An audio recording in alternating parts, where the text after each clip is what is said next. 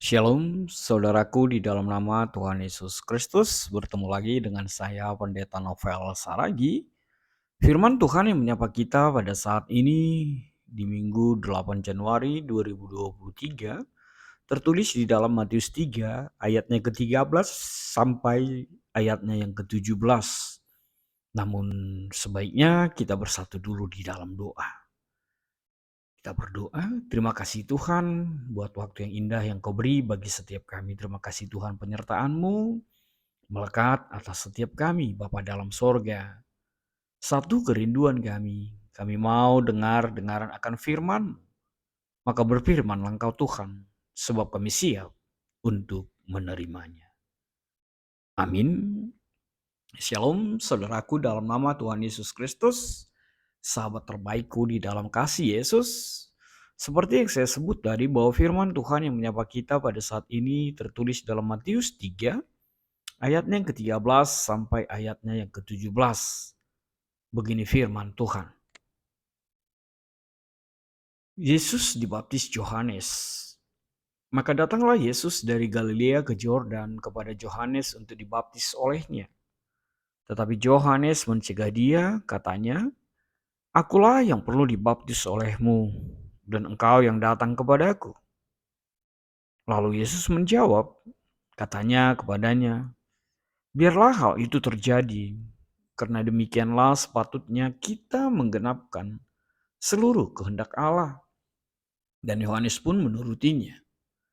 Sesudah dibaptis, Yesus segera keluar dari air, dan pada waktu itu juga langit terbuka, dan ia melihat Roh Allah seperti burung merpati turun ke atasnya. Lalu terdengarlah suara dari sorga yang mengatakan, "Inilah anakku yang kukasihi, kepadanyalah aku berkenan." Demikian firman Tuhan. Saudara-saudara yang diberkati di dalam nama Tuhan Yesus Kristus, sahabat terbaik dalam kasih Tuhan, setiap kita pasti ingin diberkenan, setiap kita pasti ingin seperti apa yang dikatakan oleh Allah kepada anak-anaknya. Dengan mengatakan, "Inilah anakku yang kukasihi, kepadanyalah aku berkenan." Lalu saya mencoba melihat di dalam Kamus Besar Bahasa Indonesia, apa itu berkenan? Berkenan itu berarti suka, berarti setuju, cocok, dan beberapa hal lainnya. Bukankah itu menjadi sebuah kerinduan untuk setiap kita? Ketika kita disukai, ketika kita cocok, ketika orang setuju dengan keberadaan kita, ketika kita menjadi bagian di tengah-tengah kehidupan seseorang, bahkan terlebih di hadapan Allah itu sendiri.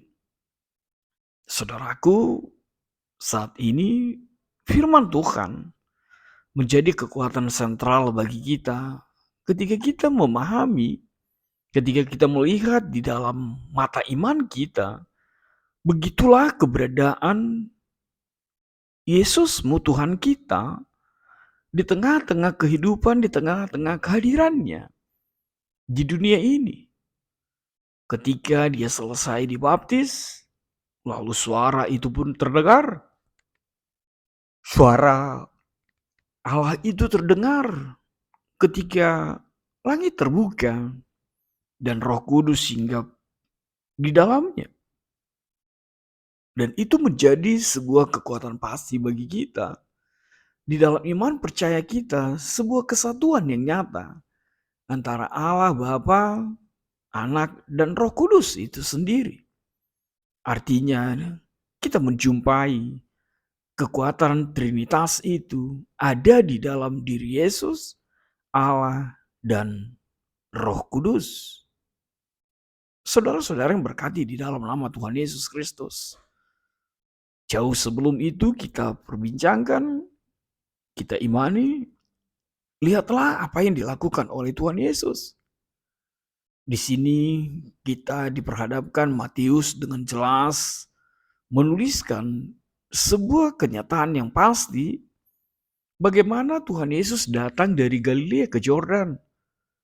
Dia datang kepada Yohanes.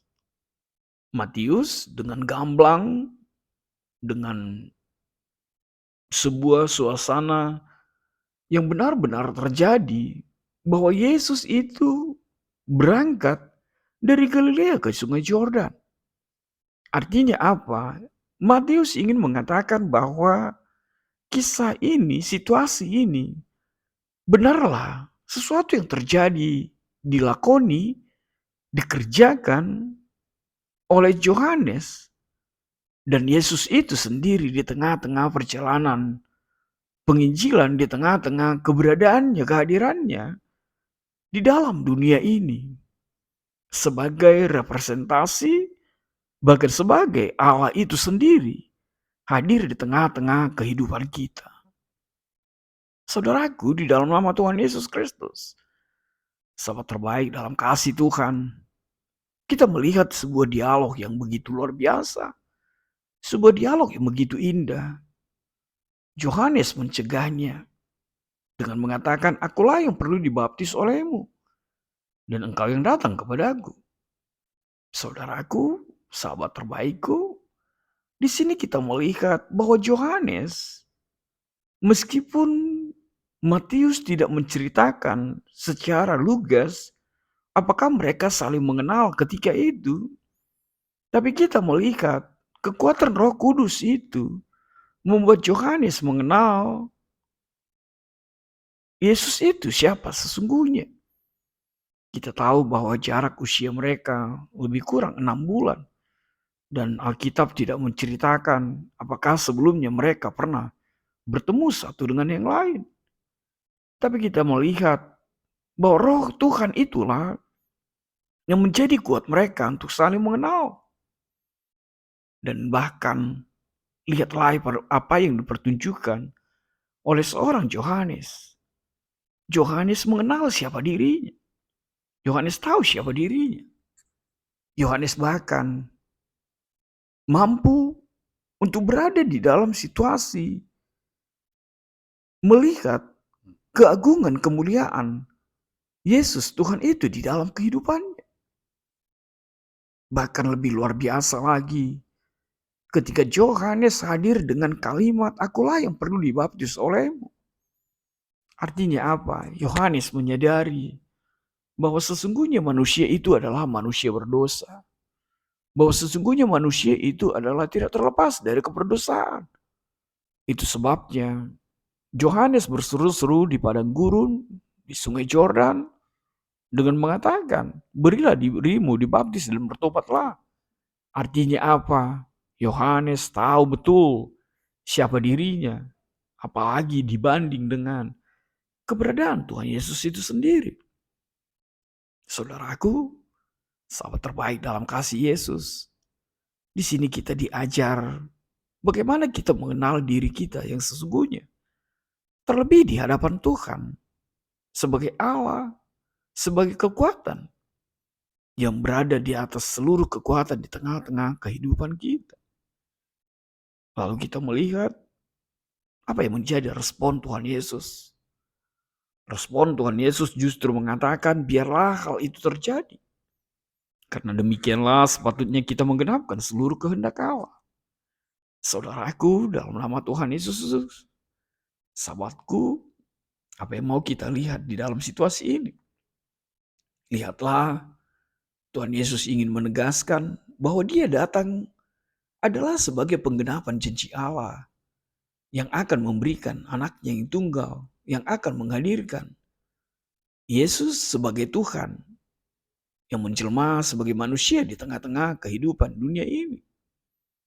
Lalu apa yang kedua? Yang kedua, ketika Tuhan Yesus mengatakan kalimat itu, hal itu, tidak lain adalah agar orang-orang, bahkan Yohanes sendiri semakin diingatkan bahwa kegenapan Allah itu ada di dalam diri Tuhan Yesus. Artinya Allah dan Tuhan Yesus bukanlah sesuatu yang berbeda atau untuk dibeda-bedakan.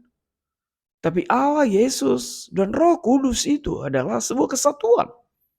yang tidak terpisahkan oleh apapun, dan di sanalah kita menemui sebuah kekuatan Trinitas Allah Tritunggal itu di dalam kehidupan Allah, Yesus, dan Roh Kudus. Lalu apa yang ketiga? Tidak lain, Tuhan Yesus ingin mengatakan bahwa kehendak Allah harus dinyatakan. Kehendak Allah harus diwujudkan. Artinya, kehadiran Yesus menjadi kekuatan terwujudnya karya Allah, kehendak Allah di tengah-tengah kehidupan umat manusia ini, di tengah-tengah dunia ini. Maka saudaraku, kita melihat disebutkan dan Yohanes pun menurutinya. Sesudah dibaptis, Yesus segera keluar dari air. Ayat yang ke-16. Mungkin ada yang bertanya di dalam hatinya, di dalam dirinya.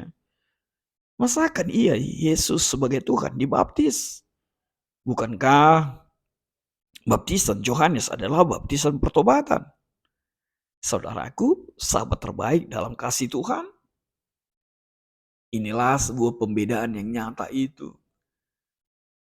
Apa itu baptisan yang dilakukan, baptisan yang dibuat untuk seorang manusia? Tuhan Yesus itu 100% manusia, 100% Allah itu sendiri, bukanlah baptisan pertobatan. Dan itulah yang menjadikan segala sesuatu yang berbeda antara manusia Yesus dengan manusia seperti kita. Yesus benar hadir sebagai manusia dalam kehidupan kita. Dia sama dengan kita. Tapi satu hal saja yang membedakan, apa itu?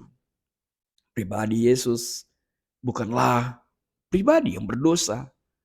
Dan pribadi Yesus tidak bisa dikuasai oleh dosa itu sendiri.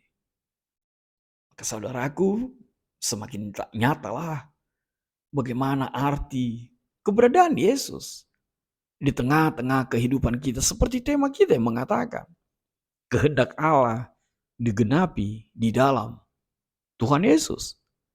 Itu berarti bahwa dalam Yesus ada Allah, dan di dalam Yesus itulah Allah itu sendiri. Artinya Allah dan Tuhan Yesus satu yang tidak bisa dipisahkan. Sebab Yesus itu adalah Allah dan Allah itu adalah Yesus, Tuhan itu sendiri. Maka saudaraku, sahabat terbaik dalam kasih Tuhan, apa yang bisa kita petik menjadi refleksi bagi kita dengan kehadiran firman Tuhan pada saat ini? Yang pertama sekali adalah, jadilah orang-orang yang menggenapi karya Allah di dalam hidup ini. Sekali lagi, jadilah orang-orang yang menggenapi karya Allah di dalam hidup ini. Sama seperti perkataan Tuhan Yesus. Sebab dengan demikianlah karya Allah digenapi. Artinya, hadirmu, hadir kita adalah untuk menggenapi karya Allah di dalam dunia ini.